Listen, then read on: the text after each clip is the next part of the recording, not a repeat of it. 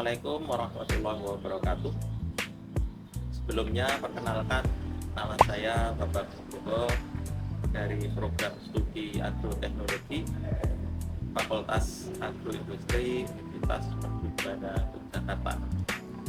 Pada kesempatan kali ini saya akan menyampaikan satu topik bahasan yang sangat penting di dalam pertanian organik, yaitu faktor-faktor pendorong apa saja yang menyebabkan pertanian organik sekarang ini begitu dikembangkan, atau dengan kata lain, fakta-fakta apa saja yang mendorong perkembangan pertanian organik selama ini.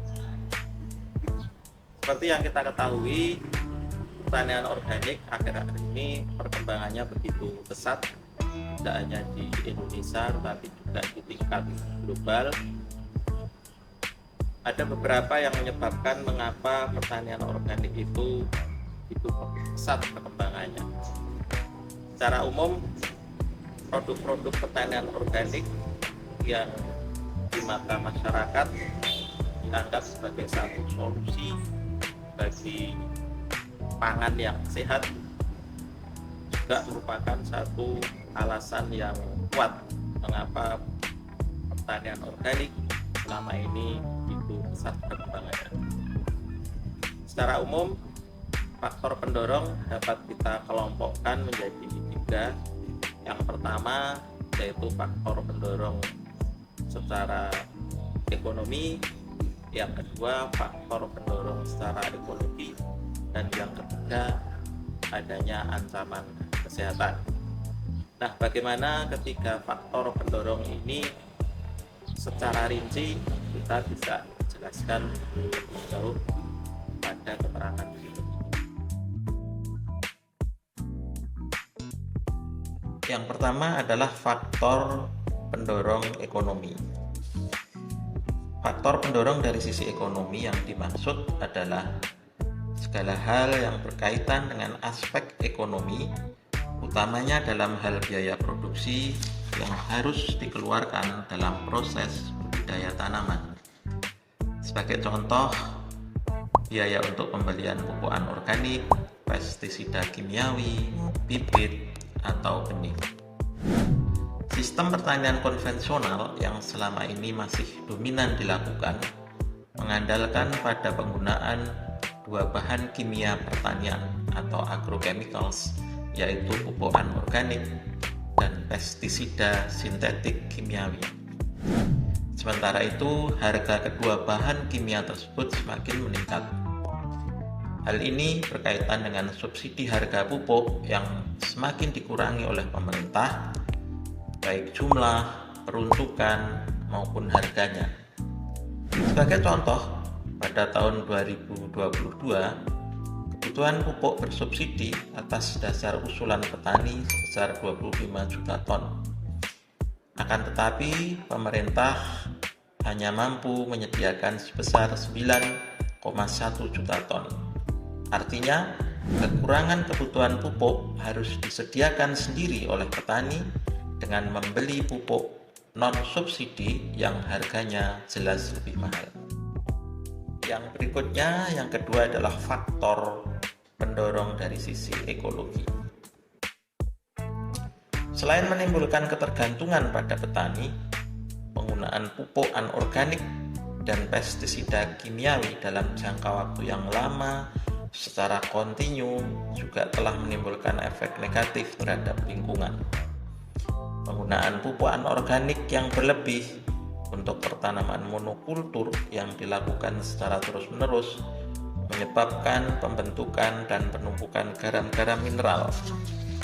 Penumpukan garam-garam mineral tersebut berakibat pada lapisan tanah yang padat dan degradasi tanah. Degradasi tanah mempengaruhi struktur tanah dan penyerapan unsur hara secara nyata. Efek negatif lain adalah ukuran dan jumlah pori makro tanah menjadi berkurang, sehingga menyebabkan peningkatan bobot volume tanah yang merusak sifat fisik tanah. Penggunaan berlebih pupuk anorganik juga menjadi penyebab masalah lingkungan hidup, karena beberapa darinya mengandung logam-logam berat seperti kadmium dan kromium. Pengaruh negatif pupuk anorganik terhadap tanah tidak cepat kelihatan karena tanah mempunyai kapasitas buffer yang tinggi. Dalam jangka waktu lama, polusi yang ditimbulkan oleh penggunaan pupuk anorganik akan menyebabkan tanah kehilangan kesuburannya akibat menurunnya keseimbangan unsur hara yang ada.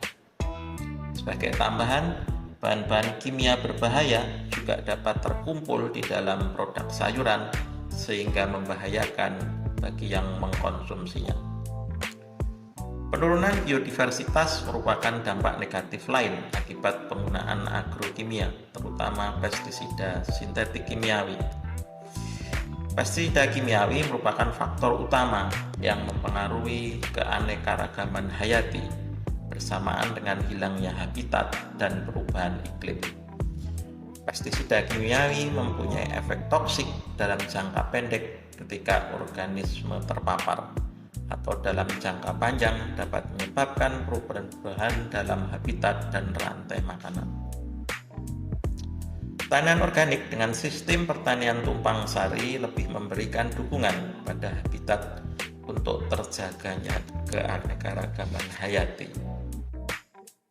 Faktor pendorong yang ketiga adalah faktor ancaman kesehatan. Penggunaan pestisida kimiawi untuk kepentingan pertanian juga dapat menimbulkan ancaman kesehatan pada manusia. Pestisida kimiawi merupakan senyawa kimia beracun yang secara sengaja dilepaskan ke lingkungan untuk membunuh, mencegah, mengontrol, merusak, menolak, atau mengurangi populasi serangga, gulma, jamur, atau pengganggu tanaman yang lain. Ancaman kesehatan yang ditimbulkan oleh penggunaan pestisida kimiawi dapat melalui penumpukan residu dalam hasil panen yang dikonsumsi manusia atau secara langsung akibat terpaparnya manusia, terutama petani, terhadap pestisida. Penelitian mengungkapkan bahwa jenis gangguan kesehatan akibat terpapar pestisida kimiawi dapat berupa mual-mual, muntah, pusing, dan gatal-gatal pada kulit. Penelitian tersebut juga menemukan bahwa residu pestisida pada 4 sampel tanaman brokoli yang diuji dengan residu lebih besar 10%, 20%, 60%, dan 82% dari batas minimum residu yang ditetapkan pada masing-masing sampel tersebut. Penelitian lain yang dilakukan di Brebes, Jawa Tengah mengungkapkan bahwa residu pestisida dalam bawang merah hasil panen petani setempat telah melebihi ambang batas maksimum. Residu bahan aktif klorofenifos misalnya ditemukan melebihi ambang batas maksimum sebesar 0,005 ppm.